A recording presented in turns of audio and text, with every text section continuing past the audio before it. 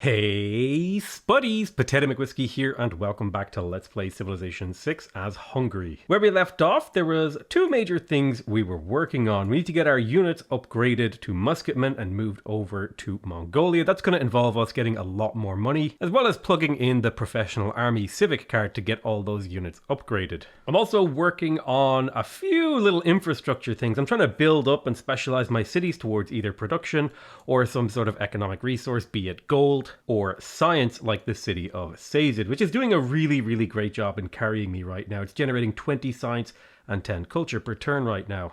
Realistically, I need to get that up a little bit, and so I'll need to promote Pingala with the Connoisseur promotion, and I'll be able to get that in the next 10 to 20 turns. The Cree do not hate me that much, and I have plenty of spare iron. I don't care about the diplomatic favor. I will do open borders. It would be nice if I could get the Cree to be my ally, because that would give my Hussars +3 combat strength. And I'm happy to trade them to get a little bit of gold out of them because my economy is so weak right now. I'm only making about 45 gold per turn. Let's kill this swordsman with the levied knight to get the boost from military science. Military science, of course, is the tech that actually unlocks the Hussar. Now that we have mercenaries, we have an extra envoy, and I think it's time we started working on +1 governor title. I think I'm going to go for Reformed Church this game to get the extra faith and faith discount so I can buy my heroes, particularly Himiko. Himiko would be really useful, and this is a great way to generate extra faith. And we'll also pick up a governor title on the way, which is really nice. I'm sitting on 3 envoys, and I'm trying to decide what would be the best way to use them. I think I'll switch out diplomatic thingy-bob, plug in diplomatic league. I'll confirm that policy, and I'll put 1 envoy into both city-states that I have no relationship at the moment. This will just net me a little bit of production and stuff like that. Once I have universities, I am going to want to build my relationship with Geneva and Nalanda. And I think I'm going to use trade routes for that because I do have the Owls of Minerva Secret Society. And I also need to upgrade those to get the Gilded Vault. But the extra envoys from sending trade routes to city-states is going to be super helpful this game. All right, I'm going to do a little bit of exploring with my black armies to the west here, just to see if we can find any other players. And otherwise, I'm going to be sending my swordsmen down across over to fight Mongolia, and they will eventually become musketmen. Awesome. Off the back of a really good era, we now have gunpowder, but we also importantly are in another golden age, which means loyalty is not going to be a big deal. I'm not going to take monumentality here. I think I might grab reform the coinage. I could also go for Hic sunt dracones because I am settling cities. Oh, I'm not actually. I'm not settling cities on a different continent. This is all the one continent actually.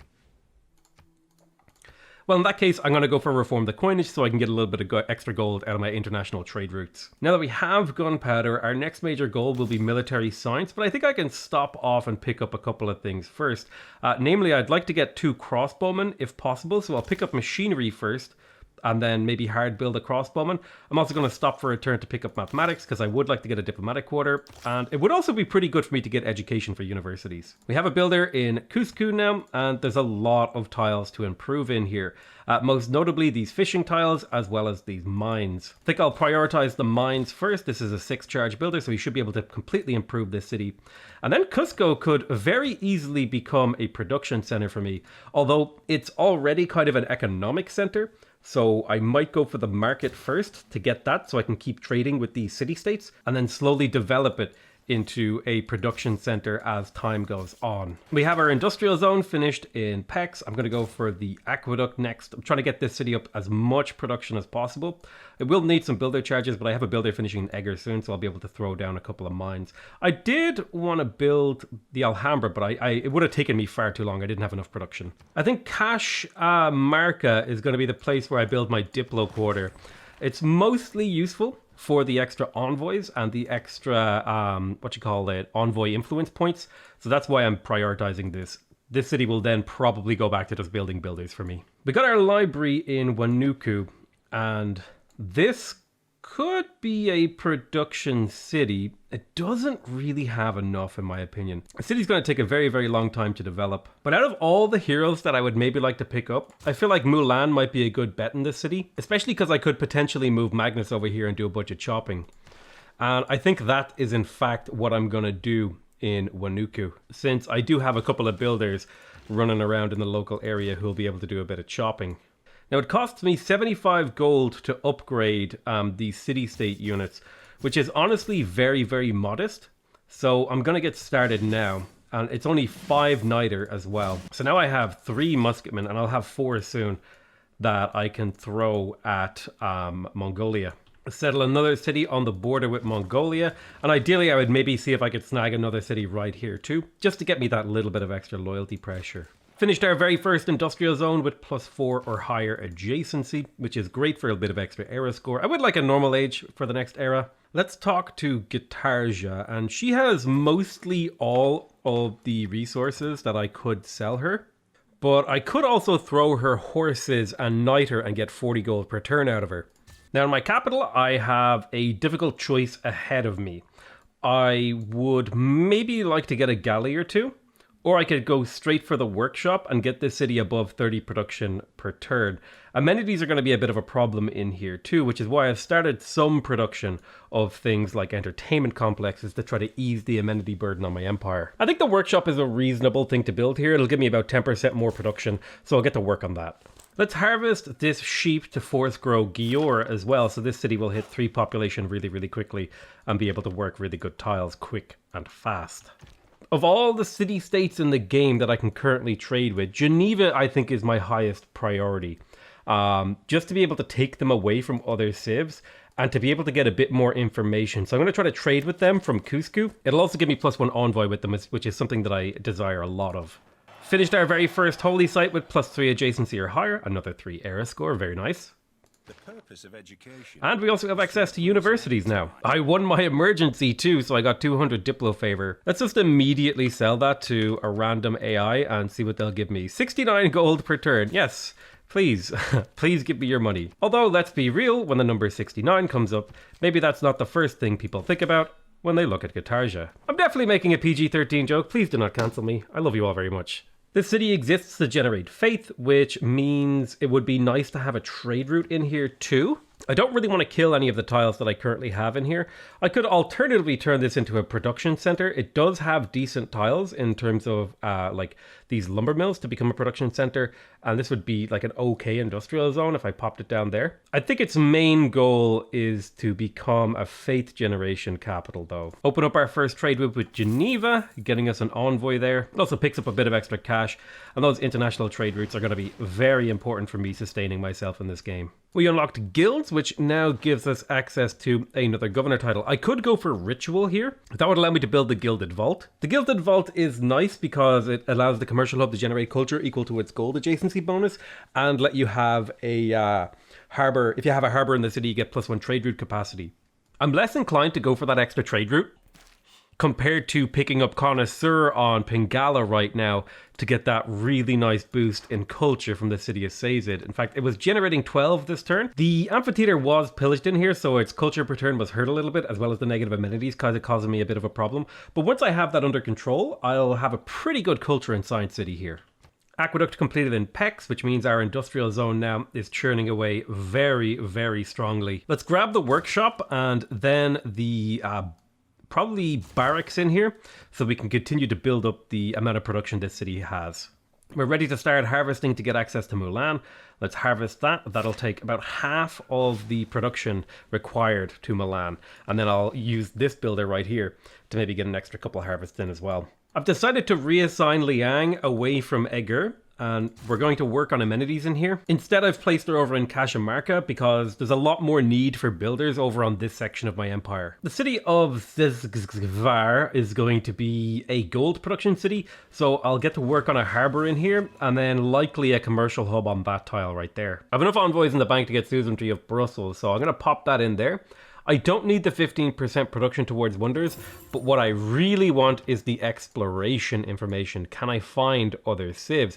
Do I know better where I am on the map? It looks like Brussels is mostly sitting out here on their own, which is quite good because it means they're unlikely to be attacked. Let's start the war with Genghis Khan. I'll get 100 grievances from this, but I have 2 units in a good position to actually begin the war.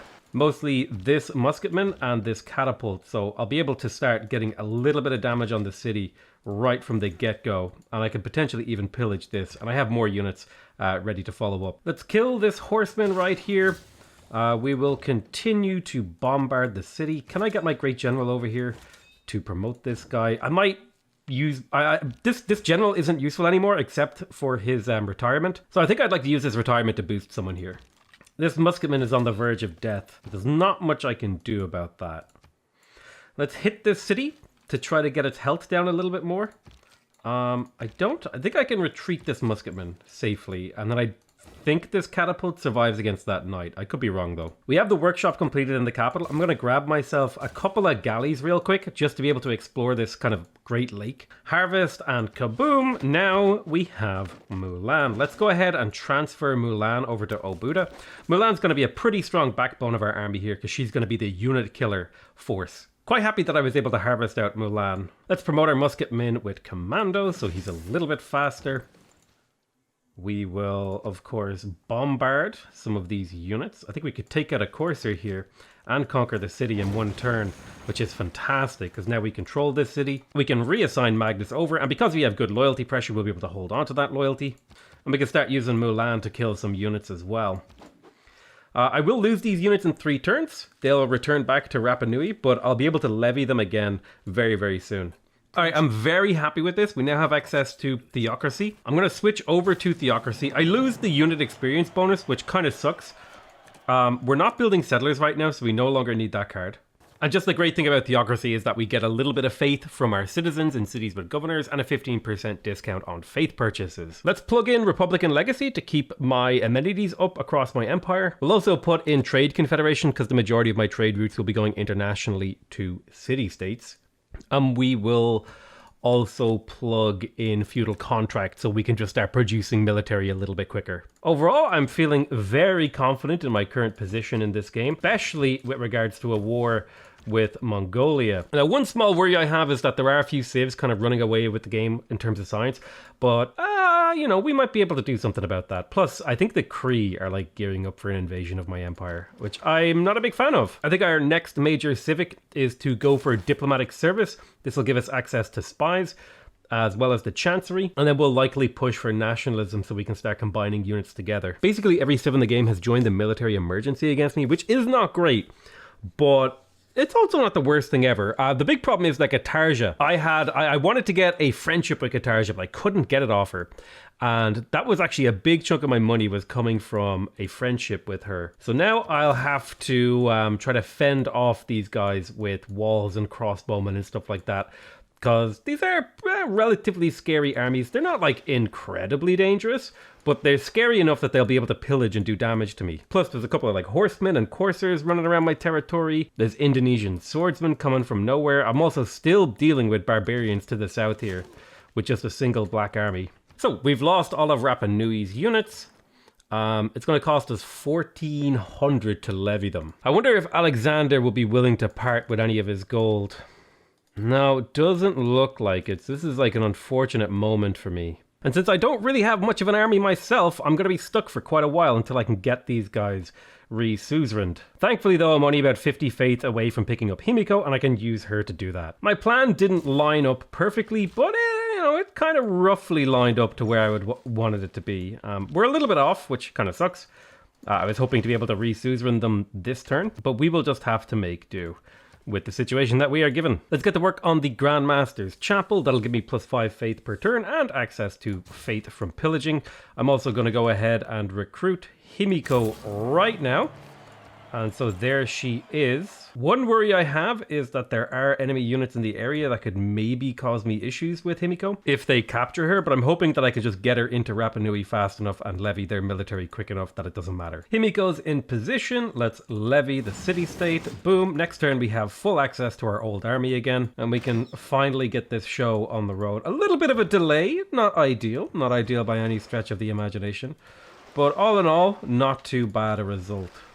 We even managed to find where the Kree are, so if we can get a bit of momentum on Genghis Khan here, we should be able to powerhouse through. We grabbed suzerainty of Nan Madol. They're really good because all of our districts on or next to coast or lake tiles will provide +2 culture, which means our culture is now above 120 per turn. It's because the vast majority of my cities and districts are settled coastally, or indeed next to a lake of some kind, so we're getting a ton of culture from that. Let's promote the Elves of Minerva with ritual here. This will give us access to the Gilded Vault, and eventually Indoctrination, which will give us +1 wildcard policy slot. And that's not too far away. Our musketmen are holding the line here. You can see many of the enemy units have just been crashing into them as we try to make a dent in the enemy forces. Mulan has been a massive help here too, just throwing huge, powerful volleys into the enemy troops, doing insane damage. We're having a very, very slow and careful advance because we're waiting for the key Hussar tech, and I really need to get some of these black armies over to the front line, which is what I've been trying to do, but there's been like barbs and enemy cavalry running around.